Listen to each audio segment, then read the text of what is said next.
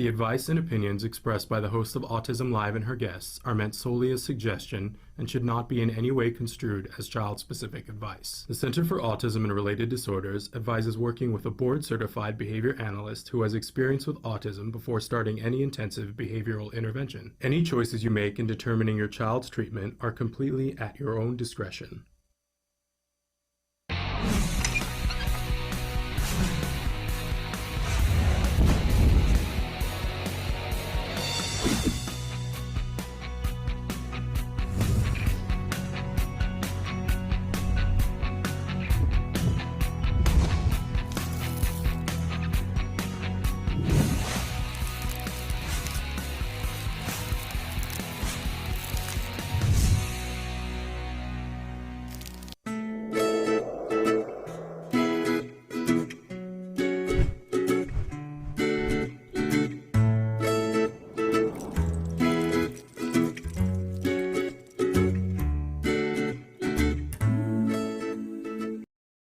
Good morning and welcome to Let's Talk Autism. I'm Nancy Alspaugh-Jackson. And I'm Shannon Penrod, and we're so thrilled that you guys are here with us this morning. Nancy, it's so good to see you. So good to see you, Shannon. And we got a couple of great guests today, which is really exciting. And we hope that you guys will really enjoy today's show. We really want you to know that this show is meant to be interactive. In fact, we're saying good morning to Anna. Anna is watching us on Facebook. Good morning, Anna. How are you? Anna. And we look forward to hearing from all of you that you're watching. If you're watching us live right now, you're probably watching us on Facebook, YouTube, Twitter, potentially on Periscope, or potentially on our homepage, autism-live.com. If you're watching us recorded, then you're probably watching us wherever you get your downloads for your free podcast, because we are a free download wherever that is. Good morning, Tanisa. We're so happy to have you here with us. So please check us out in all those different platforms. If you are watching us live right now, you can interact directly from Facebook, YouTube, or Twitter.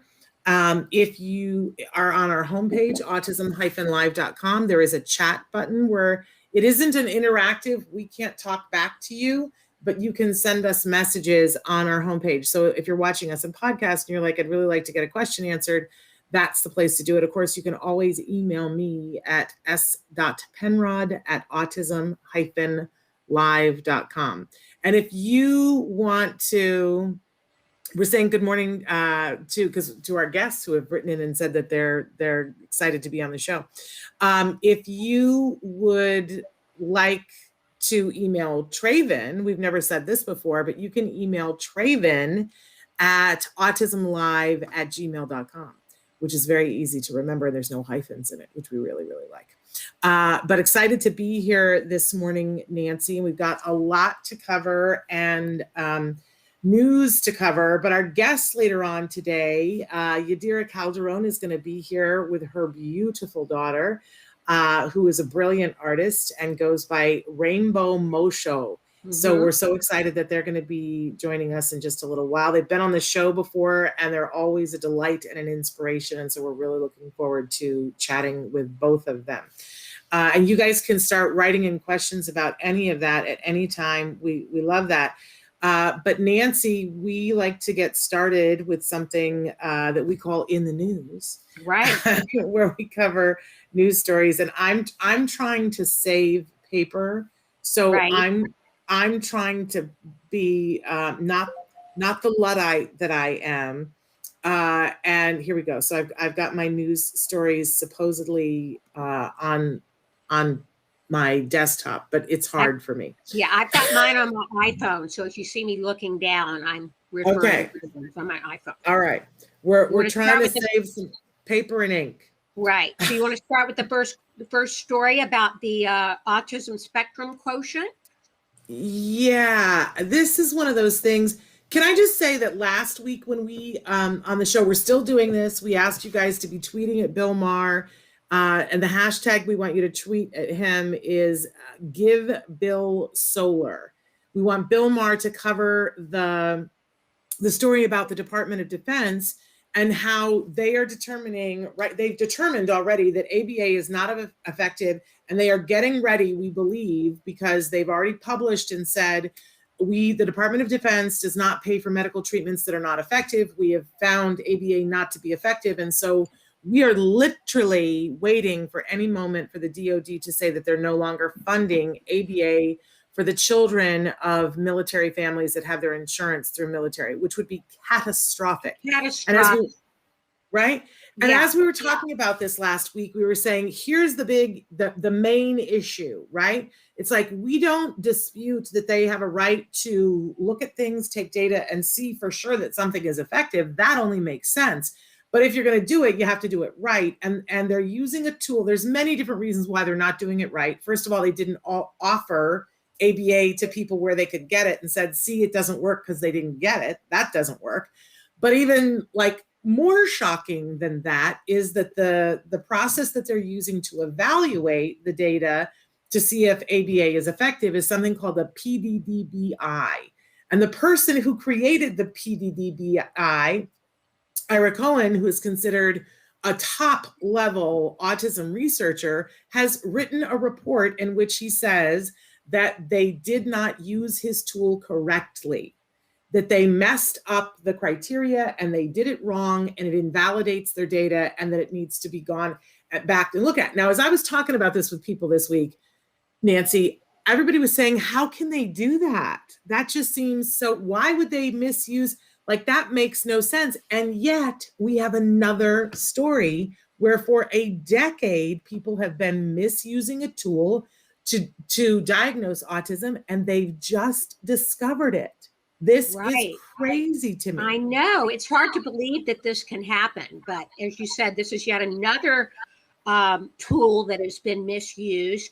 And this one is called the Autism Spectrum Quotient. It's a 10-point scale.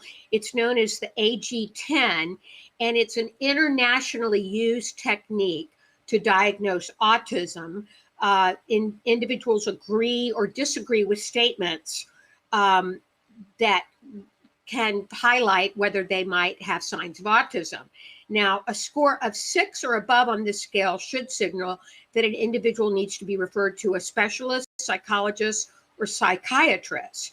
However, in the new research, they found out that they have been incorrectly recommending a score of more than 6 out of 10. For the, and I don't know about you, but when I first looked at this, Nancy, I was like, I don't get it. And then as I got further into the report, which we found on medicalexpress.com, and I believe it's called the AQ10, Nancy. AQ10. Yeah. And so if you stop and think about it, and let's just take your case, Nancy, that you took your child in to be evaluated to see if he was on the autism spectrum. And let's remember that the diagnosis itself doesn't mean a whole lot, doesn't hold a whole lot of water, but it does mean whether you get funding or not for services. Right. And a lot of individuals on the spectrum are like on the cusp. They have some symptoms of autism, but not enough to trigger and get that funding. You know, you went in, and what was the diagnosis you got when you took Wyatt in the first time? The first diagnosis was PDD-NOS, pervasive developmental disorder, non-specific, when in fact he was firmly on the autism scale, and he was misdiagnosed. He was misdiagnosed. But a lot of individuals get in that sort of gray area where it's like, well, you have a lot of symptoms, but you don't really qualify for the diagnosis. And what the criteria says is if you get a 6 or 6, 7, 8, 9, 10, that you need to be referred to a specialist to go get the full diagnosis. But the way they read it was 6 or above. So they only took 7, 8, 9s, and 10s. So all of the people for 10 years that had a 6 didn't get to go for screening when the criteria said they should. Right. And I would love to know how many people they estimate that would be, because I'm going to guess it's a lot. And for those of you whose kids were ever on the cusp and you didn't qualify for the diagnosis, like, it's a big deal. A very big deal. Yeah. Because they might not get funding for ABA, for example. And they qualified for it by the criteria, but they didn't follow the directions. Right. So, you know what they say about when you stick your hand, if you're looking for a needle in a haystack, it's hard, right? But if you stick your hand in a haystack and you pull out 2 needles, it should signal that you might have a haystack full of needles. Well, we just stuck our hand in the haystack this week and pulled out 2 needles. That the way people are diagnosing, maybe everybody needs to go back to the drawing board and read the manual on how to do this. It makes me a little heated, Nancy. Yes, and they're calling for an urgent review of this now, which is urgent. Yeah, and I think especially this is internationally used and very highly used in England. And I think if I were a family in England, I would be looking at this very closely, especially if you have a kiddo who's been denied services. Really incredible. Okay, so our next story moved me and moved the entire internet, came close to breaking the internet. Right. I love, Nancy, that this actually comes from folks over, we took the article, it was featured in People, this was featured in Fox News, but it came from our friends over at Extraordinary Minds.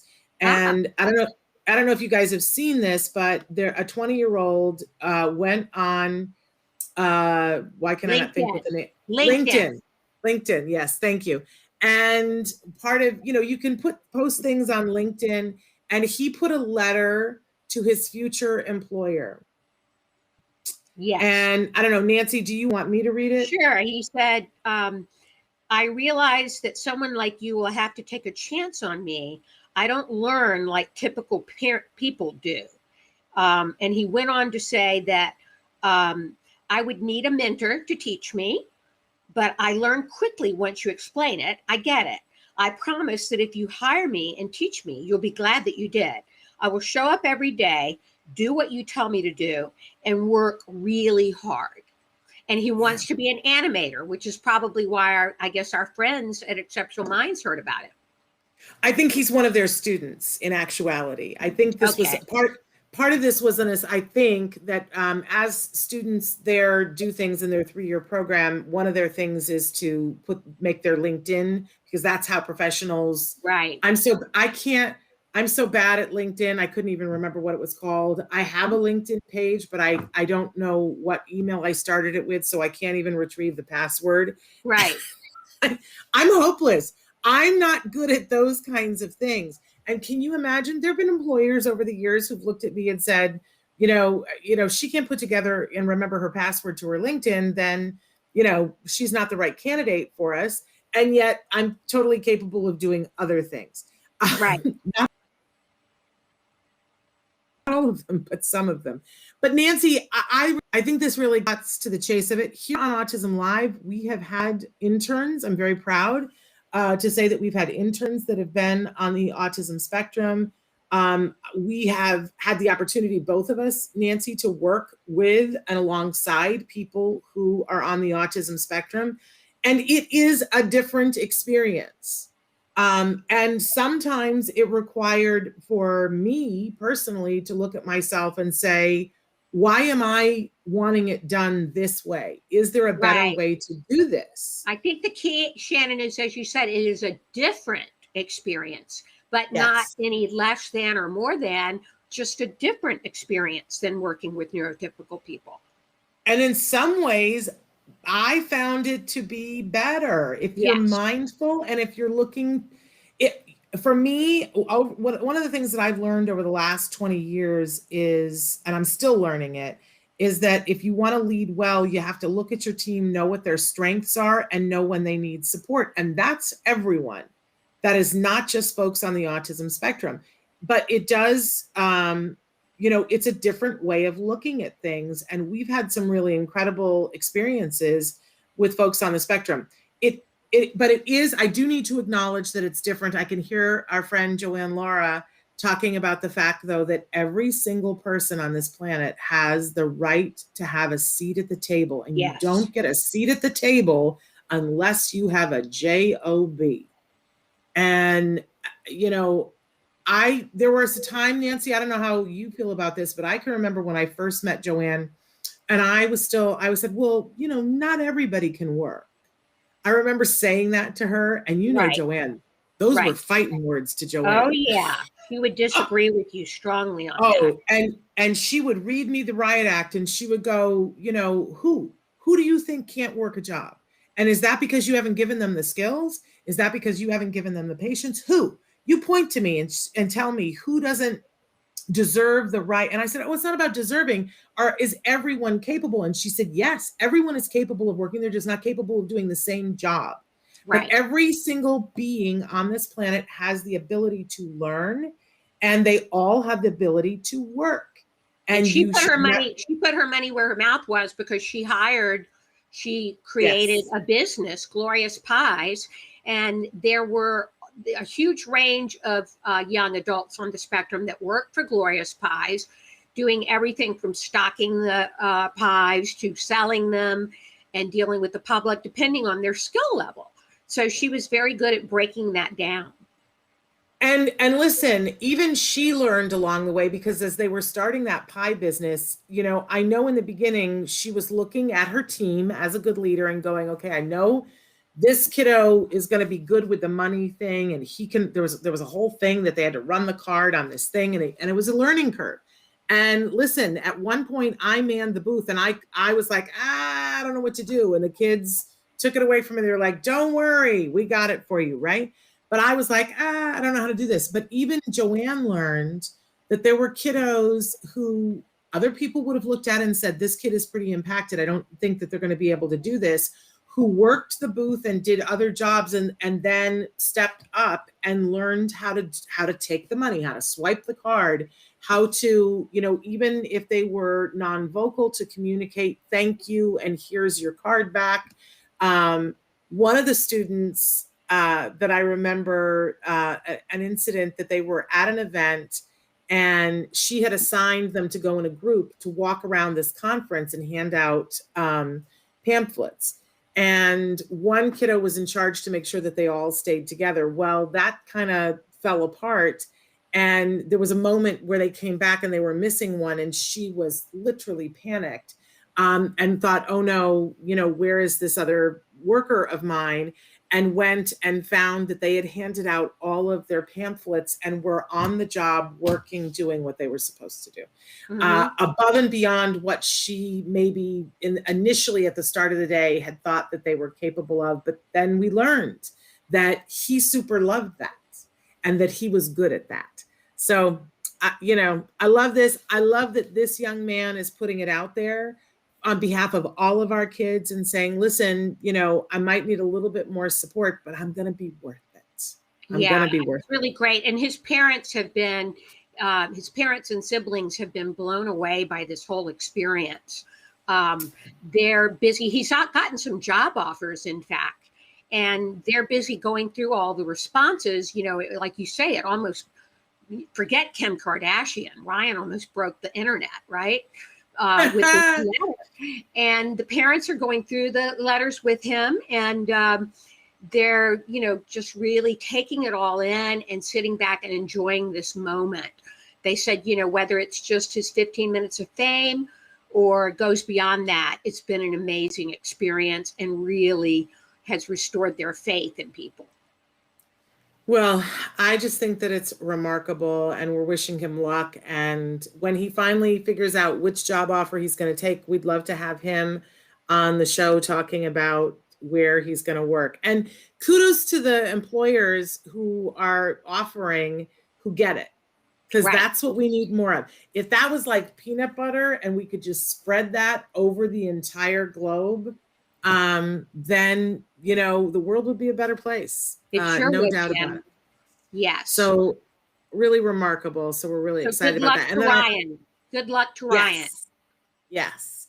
And our last story this morning, I thought was pretty interesting. We know that for moms of kids on the spectrum and special needs kids, that it can be very stressful. And a recent study showed that 50% of moms of children with autism have an elevated level of depression. This is no surprise to me, as one of your favorite expressions. That's the duh heard around the world. Yeah, I think that this is no surprise to the parents out there, our audience that's probably listening, that if you have a dad who is involved in in the raising of your child, it can make all the difference in the world for your own level of mental health. Yeah. And so what I loved about this, because, sometimes we see these studies and it's like, duh, and it's like, well, how is this useful to me? I think it normalizes it for us. But I love this, that they also found in this study that if dads regularly read to their kids, that the moms reported fewer symptoms of depression. And isn't that just a simple thing that dads out there can do? You wouldn't think something like reading to your child could make such a difference, but this study proves. And we just had Anna write in, yes, fathers become more aware of my son's needs now that he works from home, more sympathetic to me. And maybe, Shannon, that's a byproduct of this pandemic, is that more fathers have really gotten to see what moms have to deal with at home by being, working from home. It's given them an awareness of the support that's needed. I think so. I also don't want to leave out, because I know that there are many dads out there that are like, whoa, hold up a second, because we have many dads who are the main caregiver, and we have many dads who are also stressed. And I don't want to leave out and make it sound like it's all cut and dried and it's the moms who are sad and depressed and the dads who are away in the office. That is not every case. But we will say that it is more often the case that that dads have been away working. I know in our case, it was certainly that textbook sort of thing where I said, okay, I got to put on a cape and become Wonder Woman, warrior mom. And my husband said, I got to put on the cape and I got to go outside the house and make more money because somebody has to fund this project. And it was sort of like, we started our marriage and it was all we're a team.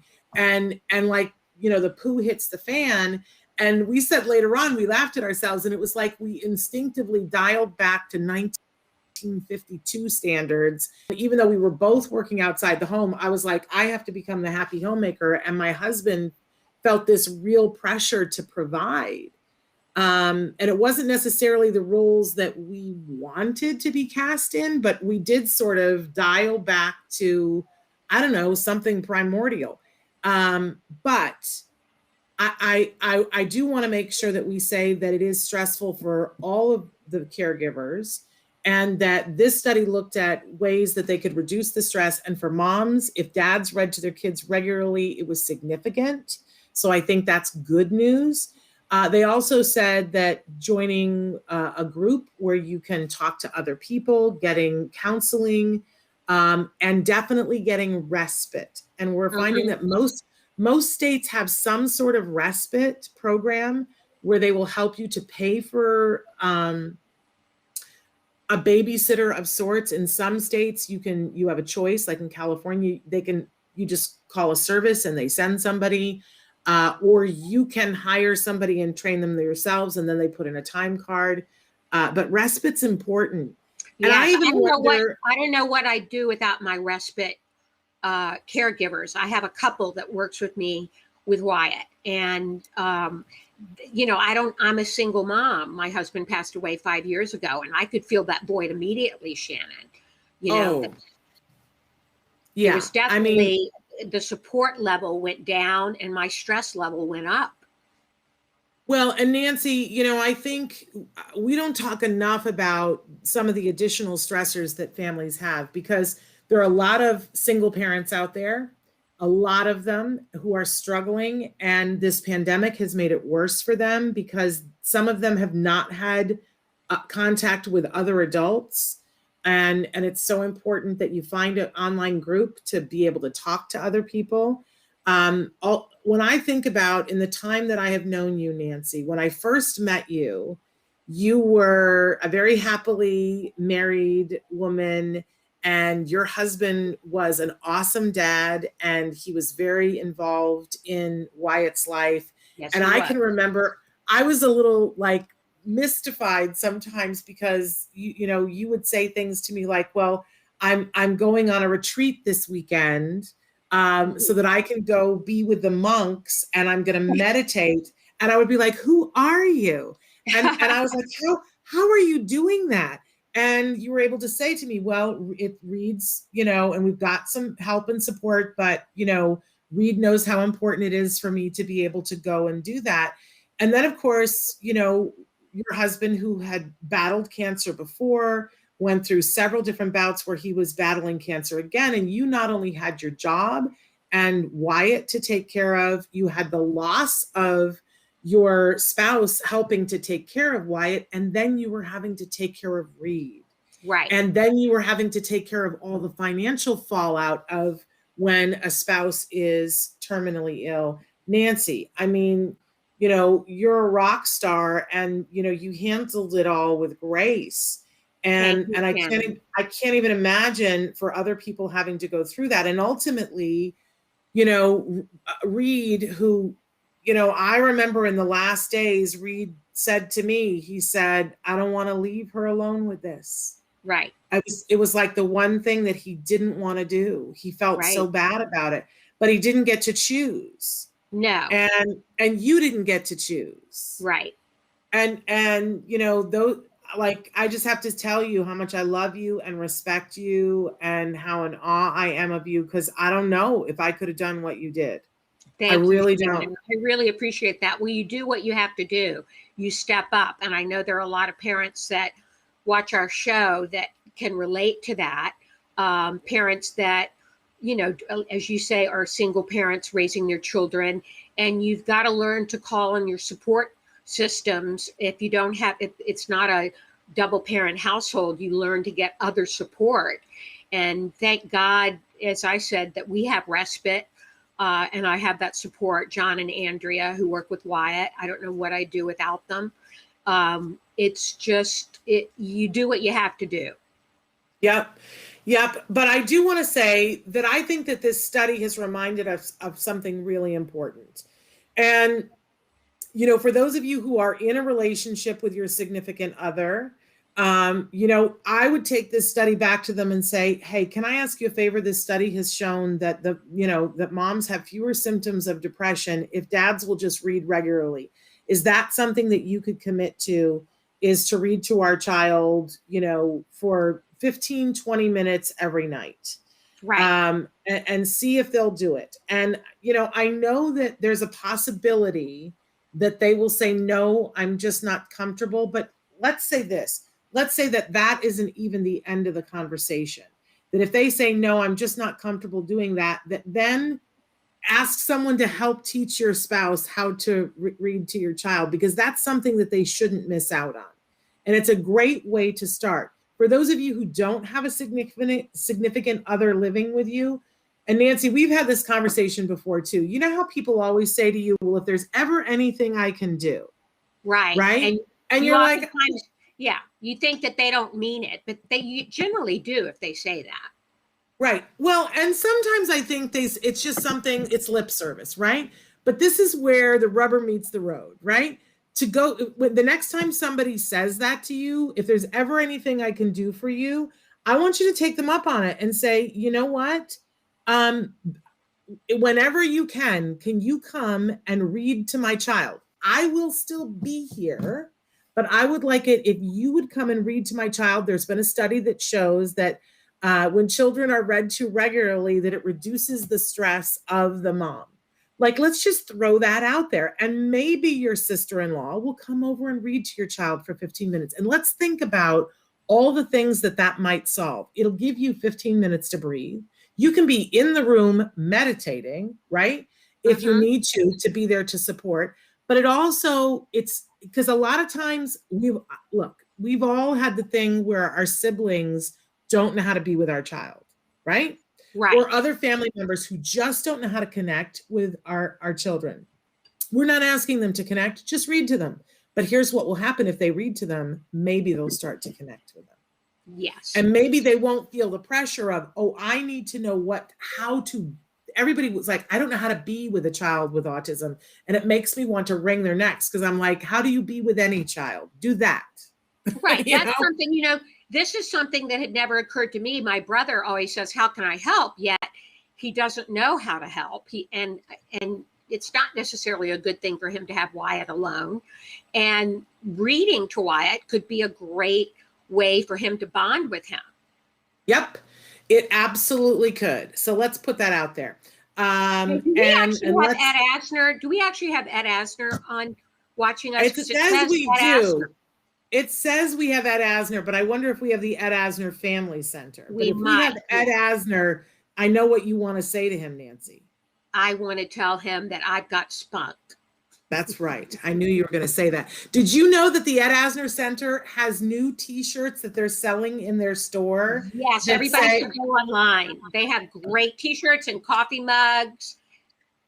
I got to say, Nancy, I already, had my eye on getting one for you. Because on the front, it says, it's got a picture of Ed, and it says, you've got spunk. And on the back, it says, I hate spunk, which is the famous line from Mary Tyler Moore.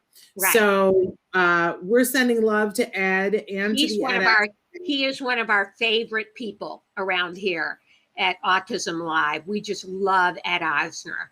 And we love with the center and what they're doing. And it's my understanding, Shannon, that they're going to be back to seeing people in person in the very near future. And they have all of these great online. I just can't say enough good things about them. I can't say enough good things about them either. We adore everybody over at the Ed Asner Family Center. I was just talking last night about the last big celebration party that we went to before the great lockdown isolation was the Valentine's Day party at the Ed Asner Family Center. And it was, even before we went into lockdown, I was saying, this is one of the best parties I've ever been to in my entire life. I had more fun at that than I could shake a stick at. And then, of course, it's just become that much larger. It looms large in our memory because it was so much fun. I can't wait till they can be open and doing things again. Two things. Nisa wants directions about setting up trusts and wills and things like that from you, Nancy, which we'll get to at the end of the program. But we have made our guests wait. Oh, let's not make them wait anymore. Let's get them on because they've got a lot to share with us. Yes. All right. So, Shannon, I didn't realize that we have had Rainbow Mosho. Is it Mosho? Rainbow Mosho and her mom, Yadira Calderon, on before.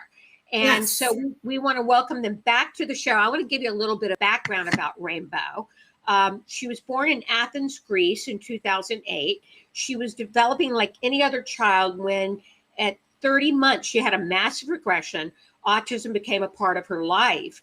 She learned to read between 2016 and 2017 at almost 9 years old, which is simply remarkable. And then she went on to be an amazing artist, and she has won many awards and prizes throughout her young career. And now she's a 12-year-old who is doing all kinds of remarkable things and writing remarkable books. Her book, Rainbow Rabbit Meets Oracle, the Alphabet Creature, is something that we're going to talk about today. And I want to welcome Yadira and Rainbow to the show. Welcome to the show. Thank you. Hi. We're so thrilled to have you guys back. I agree. It's like once a year pilgrimage to Autism Live. It's so exciting, and I'm so happy when you communicated with me. Are you available these days? Like, well, of course, Shannon, we're always ready for you. So. Well, and I can't believe how, you have a beautiful young woman sitting next to you who just gets older every time we see her. And Rainbow, we are so, I don't know whether to call you Rainbow Mosho. What's the best way for us to address you? Rainbow Mosho. Okay. Rainbow Mosho. And you've been so busy. Do you have the books that you can hold up, Mom, and show us? Well, can you ask her, please? She has a challenge for both of you. Okay, I'm ready. Tell them. All I need you to do is combine two things with the same letter of the alphabet together. Okay. Combine two things with the same letter of the alphabet together? So you're going to choose a letter, and you're going to tell her two things. that Okay. start with the same letter, because that is the premise of the book. The alphabet consists of these new creatures that Rainbow has created, that they do not exist. And it is the alphabet to be enjoyed. And if you tell her two things that begin with the same letter, as she speaks, she's going to be making you guys a drawing. Okay. Can I start? Yes. Okay. I picked the letter G, and I picked the things giraffe and goat. Okay. Yep. So as we speak, she will be creating. So this is the latest book, and it just came out. Let me see if we can see it clearer. There we go. It just we just received it on Tuesday, and the support has been just marvelous. Rainbow Rabbit meets Oracle, the alphabet creature. Again, it is a project that we've been working on for 2 years now. Rainbow was diagnosed with dyslexia. And as you know, not all school districts provide the teaching methods students need in order to be able to learn how to learn. And in this case, to learn how to read. So Rainbow, as we're talking and she's developing her artistic skills, she tells me, Mom, have you ever heard of an apple armadillo? And it's like, what are you talking about? And yes, and here we go. And I said, I don't know, honey, so can you draw it for me? So she drew an apple armadillo. And let me show you, because here we start with the first letter of the alphabet, and she drew an apple armadillo. Oh, how clever. She combined them. Yes. So in order to continue the whole process for her, anything that was visual made sense. In order to make the connections of the understanding of the sounds, in order to make the connection, the understanding of what other letters could come after the first letter, the drawing plays a key role. And in this case, again, creating something just simply unique, simply beautiful, and in these beautiful colors that she loves to create. So we wrote together, and she says, you know an apple, right? Have you seen an armadillo? Now let's meet apple armadillo. So we have here very clear, specific words, not complicated, yet promoting, and with good guidance, parents, teachers. Thank you so much for everything that you do. You know, this is a book to sit down with your children, ages 3 to 10, any child that is having challenges with reading, you know, go get it if you can. Go to your therapist, ask your school district to get this book in your schools, because it's going to be an additional tool in order to help those children who have challenges learning how to learn, and in this case, learning how to read. As you very well know, the statistics are there, the high percentage of third graders in this country that are not reading at peer level, it's more than 45%. And we're speaking nationwide, and that is not right. And why? There are many reasons why. In our experience, we had to fight for a diagnosis of dyslexia to confirm or just outrule it, just know what it is. And from then on, find the tools, the necessary tools. So we have created an additional tool for parents and teachers to be helping children how to learn. And we're super excited. The response has been wonderful. We have a pre-release sale, and actually I just updated it. So anyone watching the show today, if you go to www.autismhappykingdom.com, the pre-release sale is going to be available until Sunday. And all of the details are there, check out and everything. So here we have a 12-year-old in the autism spectrum who in less than 6 months has published 2 books, okay? Because our first, thank you, Shannon, thank you. Our first book was published in November, What I Gained and Lost During COVID-19. And this is the result of between March and July 2020, and the reactions, the emotions, again, of a 12-year-old with autism who is faced with the fear, the stress, and the constant, no, you cannot do this, no, you cannot do that. As a mom, we also face the reality of her grandma, my mom, with cancer. Today we were in Florida a year ago, helping her the best way we could. And you know what? Thanks to COVID, we were able to put aside all the worries of the world, because as a family, we came together, we rallied for each other, we helped each other, and we decided to be there for mom. So this is a great example for Rainbow. We also got to go to the beach. We were very lucky. We were in Florida. My sister lived right on the beach, so we didn't deal with intense restrictions at the time. So we had that flexibility, which was wonderful for her, because she could not have handled being inside for 3 months, you know, and what many of you experienced. So we're very fortunate that we had that outlet, while art also was the key outlet. So one of the big pieces that Rainbow created at that time was the Tree of Life. When I asked her, as she is witnessing my mom's up and the downs, we're crying, yet we're rallying for each other, people pouring in all kinds of support. I asked Rainbow, what is important for you in life? Okay.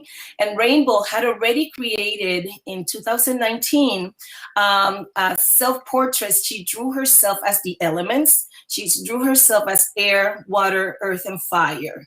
Okay. So I asked her, what is important for you? And she drew herself as her own tree of life. Oh, and in there, this year you have her at the bottom, and she has her hair as the tree trunk and all of the items that are important for her. Everything has a specific meaning.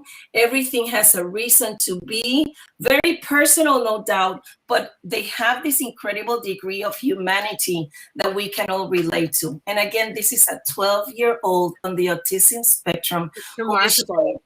Incredible maturity, and the realization that I am a very special human being. And of course, this is being promoted by me, by the family. We were all together. We're all rallying for her and reminding her, we are so proud of you, how well you're dealing with all of this. Yes, let's talk about that, Yadira, because I think we have a lot of parents watching the show. It's clearly something that Rainbow has had is you in her corner, promoting and advocating for her. And how did you first, we heard a little bit about the fact that she was diagnosed late. She was nonverbal until what, 9 years old? She was nonverbal until 5, 6. When she began to verbalize, and we dealt with aprexia, dyspraxia, all of the axias, we dealt with them. All the axias. Right. And here she is at 12, and as you hear her, she's more than capable of verbalizing. Go ahead, Nancy, I'm listening. Well, you recognized at some point that she had this artistic ability. Tell us about that. When did you see this in her, and how did you nurture it? Yes, she began at 4 years old. She was born in Greece, and we were in Greece until she was 4. And that summer of 2012, some international parents, we always found each other, and we parents helped from where? From different countries, from Finland, from South Africa, from Japan, from France, from Spain. Parents from everywhere. She's interested in the world, so she wants to know where people are from. So we met there in this beautiful park in the center of Athens, surrounded by these columns. Just an exquisite location. Just you and the moms? Just the moms and you, the kiddos. Okay. So I forgot that. Yeah, mi amor, you don't remember. We go constantly where I'm reminding her, because she doesn't remember any of this. And that's part of her reality. So thank goodness for social media. Thank goodness for photos, because I can bring those up and let her know. So at 4, we are at this park, we are at this event, and this mom had all of these colors, and she sat on the floor, and they gave her a paper with paint, and she started painting her feet. Okay. So that was super exciting. I have a photo. Where was she from? That's okay. We answer that in a second. Okay. She was from a beautiful country. India? Was not from India. She was Greek British. You're this wonderful woman. She was also an artist. So at 5, we left Greece due to her reality with the diagnosis and the lack of support that we had in Greece.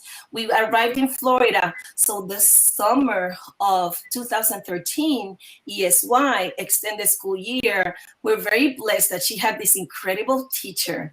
And I told her my main concern at that time, she cannot hold the pencil properly. Parents, a lot of our children go through the same thing. Do not panic.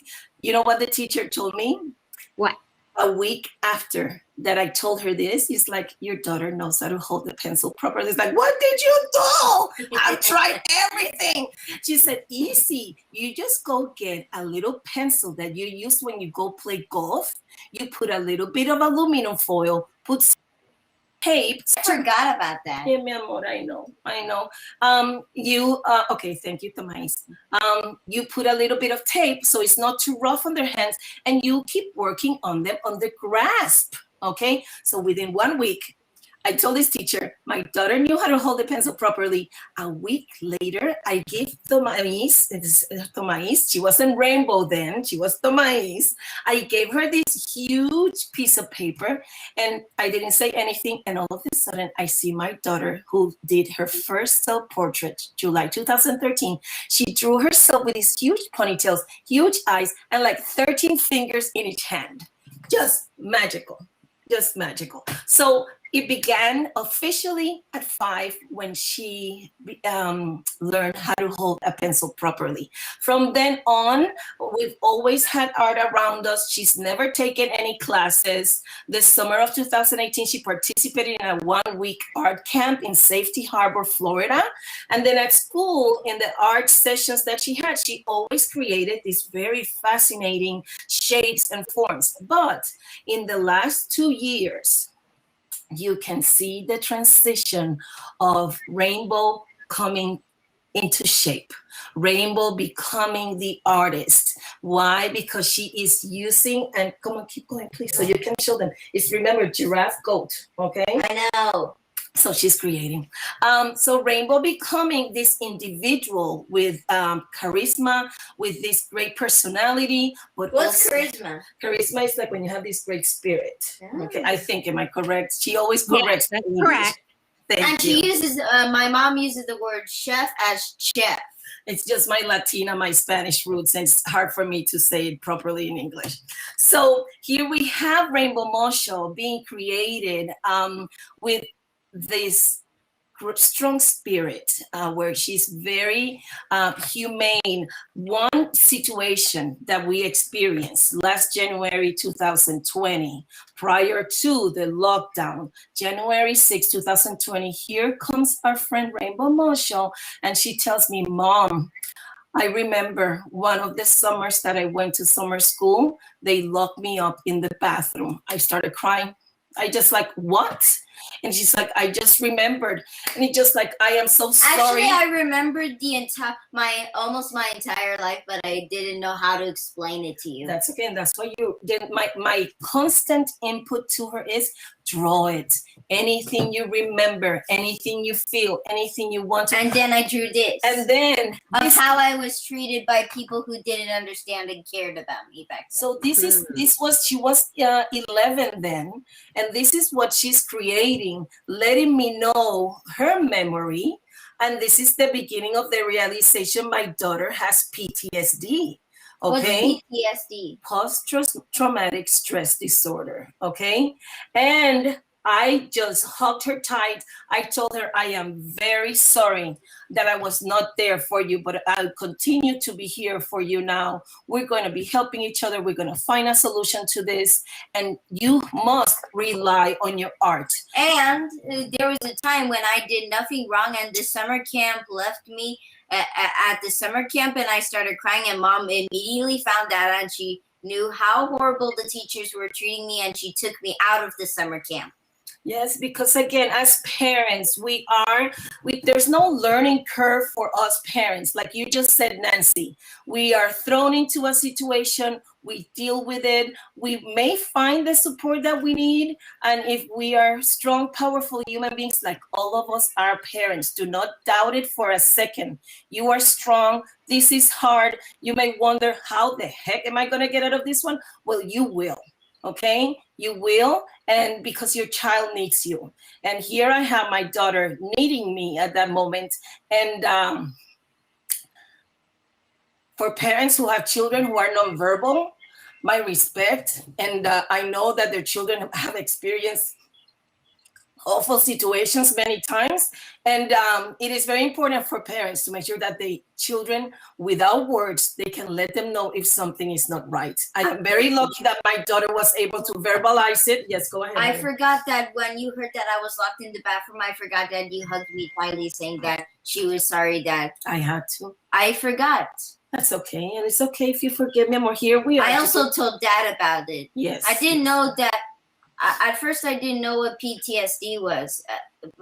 It's, what was it, Howard? Post-traumatic stress disorder. And we are working. I'll get you a tissue. You're crying. That's okay. I need you here. Oh, For Shannon and Nancy. I know. I'm very fortunate. We are working it all out. She's full of empathy. I don't like those articles that I read. Individuals on the autism spectrum have no emotions. Individuals on the autism spectrum have no empathy. It's like, who are you talking to? Give me a break. Come to my house. Go to the classrooms that I have been in. I've worked as a substitute in the public schools in Florida and here in Tennessee. And it's just like, it's the total opposite. Please, reporters, the media, help us share our realities, the correct way, what we are actually experiencing. And autism is not like my child right now does not represent what other family lives, but I understand because I have been there. I survived the behavior crisis. I survived the medical issues. She is surviving these experiences that she's had. Me as a parent, I'm in learning. Again, like I was saying, there's no parent university for kids with developmental disabilities. We are living our own university. As we've said it before, all of us, we all have 5 beloved PhDs, okay, in what it is to raise our children. Both of you have been at it longer than I have. My respect, my love. Shannon, congratulations on your son with the latest achievements. Oh my God. And you know very well actually all the hard work both of you, your husband and you have put into to see your son in the process of achieving even more in a new stage in life. So this is what I am right now with a 12-year-old. I began my message 3 years ago. I am not going to wait until my child is 16 to start talking about a transition plan. No way. It doesn't make sense. It doesn't make sense because their lives doesn't start at 16, 18, right. 20. Their lives begins once they're born, and particularly as soon as they are diagnosed. And you as a parent right now, please understand, it is overwhelming, but there are so many resources out there. Look where we are right now.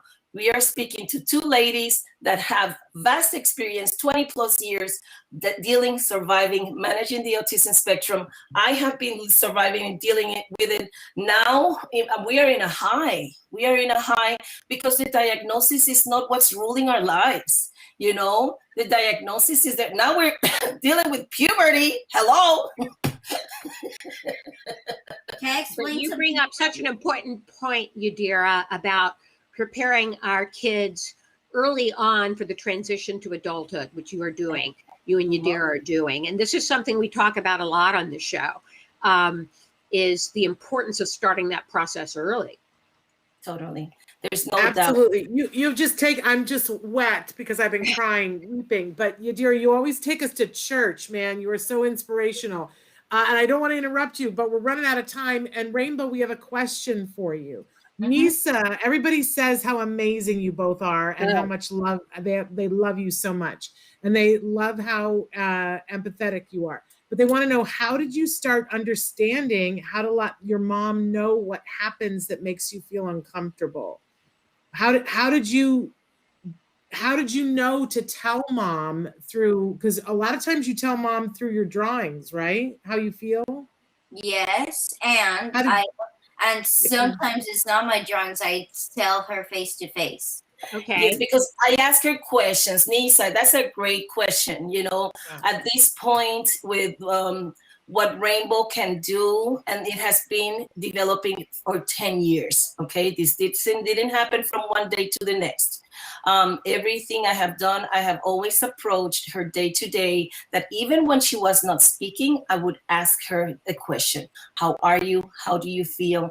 The concept of pain with our children do not understand pain. So using those descriptives, is it pinching? Is it squeezing? Is it tight? Is it pulling? So asking questions, and her, as everything keeps placing itself in her brain, and her language capability, vocabulary capability keeps developing. That's how she's been able to respond to her emotions, and how does it feel? And in the past 24 months, it has been just simply spectacular. So we're very blessed. And again, it has taken a big effort from my part. And I have to give a lot of credit to all of the videos that she watches, which of course is very tricky with our kids. You know why? Because we don't want our kids. I only allowed Rainbow to start using the iPad that her dad gifted her.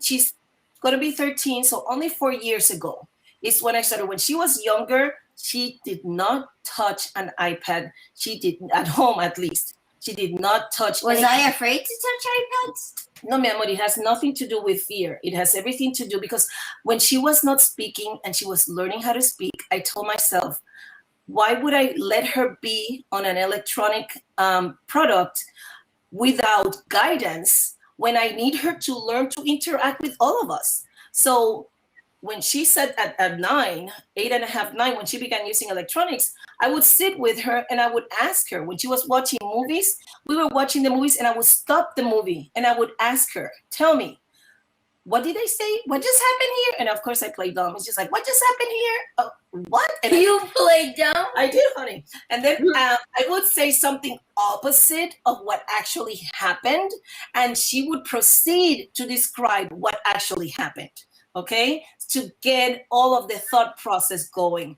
But I need to bring again the reality of her verbal capacity. And I've said this before, but it's very important for parents to hear, because you just said it a moment ago with the article on the moms and depression. Parents need to be involved, fathers need to be involved, uncles, nephews, cousins, everyone. Her dad is in Australia. And there's one thing, when we were living in Florida, I didn't know about stories, and my dad made up the stories of a little puppy that I always wanted for a pet. Her name was Cuddly. And then one day, my dad mixed up the story, and I said, Dad, no, that's all wrong. It goes like... Okay, well, what happened was that after a year of that, telling her the same story, all of a sudden, he was starting to give up. Yes, he was. And he told me, it's like, why am I doing this? She doesn't do anything. She doesn't say anything. I said, this is what you can give her. She needs you. She needs your time. Please. And especially he invented his own stories, okay? Which he did like 30 of them, and they are magical. And I'm hoping that he will get them published, and I'm ready to help him. He knows that. So after a year, and telling me one more time that he's tired. Why is he doing this? What's the purpose? All of a sudden, Rainbow goes, he changed the story slightly. And Rainbow goes, Dad, this story is not like that. This story goes, boom, boom, boom, boom, boom, boom, boom, boom. She told him the story exactly the way he's been saying it for 1 year. And I said, Dad, you see, it's on her time. Not yours, not mine. It's on her time, but she needed the input, and you did that. So thank you for not quitting. Thank you for continuing. And here we have Rainbow Mosho today, capable of saying that and a lot more, and drawing it, and me as a parent, all of this that we're doing right now with our books, the main purpose is to create a platform of opportunity, develop entrepreneurship skills, and one of the main purposes for parents to understand kids can learn from kids. So this is the main purpose of our books. We have a third book coming out in June, which is gonna be about OCD, obsessive compulsive disorder, from the perspective of a 12-year-old with autism.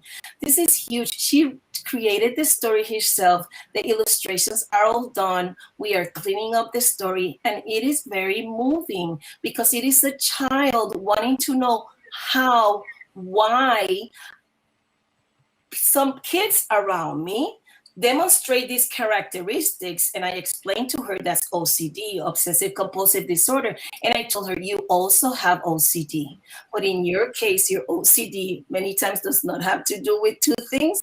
In your case, Rainbow Mosho, your OCD has to do with 100 things. Okay. And I have the same Looks thing. like Rainbow wants to say something, Yadira. Yeah, And Rainbow. there are 2 things. It was an accident. That's okay. And there are 2 things. I want to show you The goat giraffe. The goat. Yeah. Oh my Look gosh, at I that. love That's it. amazing. So we're gonna send that to you guys. She's gonna gift Okay. it to Autism Live. Feel How free to wonderful. print it. Yeah, feel free to print it, and feel free to do anything you like with it. and you can turn it. And one day my alphabet animals might be turned into plush toys. Yes. I So would love yes. that. Great Yes. I idea. would love that. We are all out of time and there's so much more to talk about, but I want to direct people, if you've watched this and you guys are like, oh, I can't get enough of this, please know there's more. Go to Autism Happy Kingdom to find out, and you also, there's a place where they can follow you guys on Facebook as well, right? yes, Yadira? Rainbow Mosho on Facebook, Instagram, TikTok.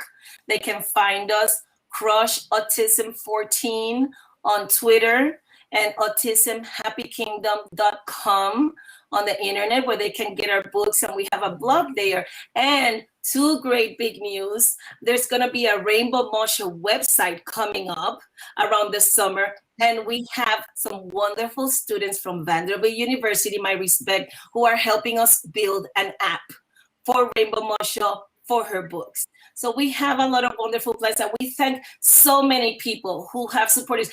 We don't have the means. We don't have housing stability. I don't have employment stability, and we have just published 2 books. And this has happened because loving people around us have made it happen. So parents, again, talk to me, talk to Shannon, talk to Nancy. There are so many individuals out there that can help us continue to build so much and make things happen to our families. Thank you. And I so just much, have to Yadira. say that, I'm sorry? I was just saying thanks for those words of wisdom, Yadira, for all the parents out there. And I just want to say one last thing, like this is just the tip of the iceberg of their story. You think she's a wonderful artist, and she is. You need to see her skate. Okay? Like seriously. This young woman is talented in many different but watch her ice skate. And One time I you'll be picked up a girl that was almost 200 pounds. I know. Good she did. heavens, Rainbow. You are so talented in so many different directions. So everybody check that out. I promised that we would ask Nancy, and Nancy, you got about 30 seconds to tell people what you want to tell them about wills, and I'm trying to see Yes. About special needs trusts trusts. and ABLE accounts. I think it's important that you speak with an attorney, a special needs attorney that can draw up a special needs trust for you, but definitely go to somebody. There are a lot of special needs financial consultants out there and special needs attorneys that can steer you in the right direction for setting that up. Thank you. Rainbow, you had something to close the show with? There's What would you like to say? Okay, Oh. yeah, people have been writing, so Yeah. we'll read them later, all of the Okay. comments. Thank That's you, what- everyone, for commenting. But if she Shannon? wants to shout out about something that somebody said, please feel free. They just loved you, though, Rainbow. It once as- and my heart just broke. Yeah, when you were sharing and with your drawing. Yeah, because And my emotion and my son. I remember one part. Before we leave, there's something I want to say. I Okay. don't remember this, but my mom has. One time, my family in Greece, they took me to a play day with a girl, a man who my dad family, knew, a a family that my dad knew, and the girl hit me very hard, and I started crying, and my dad and the girl's parents scolded her, and then I ran into the girl's kitchen, grabbed a handful of cashews, and made myself choke on it. And my mom tried to grab it out of my neck, but I inhaled it and it got to my lungs. We had to go on the car. boat and back to Athens. It was on a small island in Kefalonia, and luckily they had to put a tube in my lungs and they got the cashews out, and it was a sad experience. After the girl hit me, I felt like I had this urge to just choke myself. Mm. I'm so sorry to hear that, but I'm so glad you're okay. But that gave me a reminder, and the girl was bigger than me, and I was smaller than her. And the what I experienced, which I don't remember, it reminded me that if I see a tiny little kid, I have to be gentle with him or her. Great Absolutely. reminder. You learn from that Absolutely. experience. Yes, It's amazing to have this time with both of you. Yes, and with it's been Nancy. so great. And So our much. viewers are all writing in how nice it was to have met you, Rainbow and Yadira. And when you get the book on OCD finished, we'll have to have you back on to cover that book. We will be our pleasure. Yes, yes. One more time for the websites. We're so late, but tell us one more time the websites, because they're asking if you can say them again. Thank you. www.autismhappykingdom.com. And on Facebook, Instagram, and TikTok, you just search Rainbow Mosho, Mosho, and you can find us. Thank you, everybody. So much respect for all of you parents, Shannon and Nancy, as always. Very special, and opening the doors to share our messages. And let families know that we are here serving as an example, but all of us have tons to learn from each other. Thank you, Yadira. So much love and respect. And we look forward to having you guys back on the show. We've got to end the show, but we're excited that we're going to be back on Monday, and it's a big week next week. So, because we're getting revved up towards Autism Acceptance Month.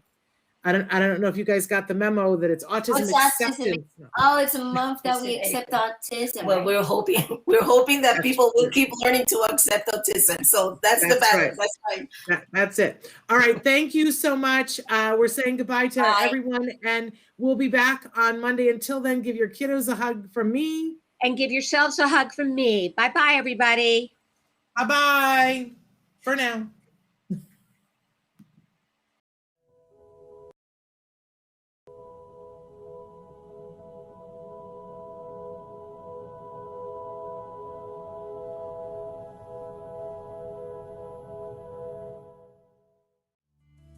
Thanks for watching Autism Live. If you found anything helpful in this video, please give us a like. In fact, make sure that you smash that subscribe button on YouTube and give us a like on Facebook. You can also follow us on Twitter and on Instagram for important updates.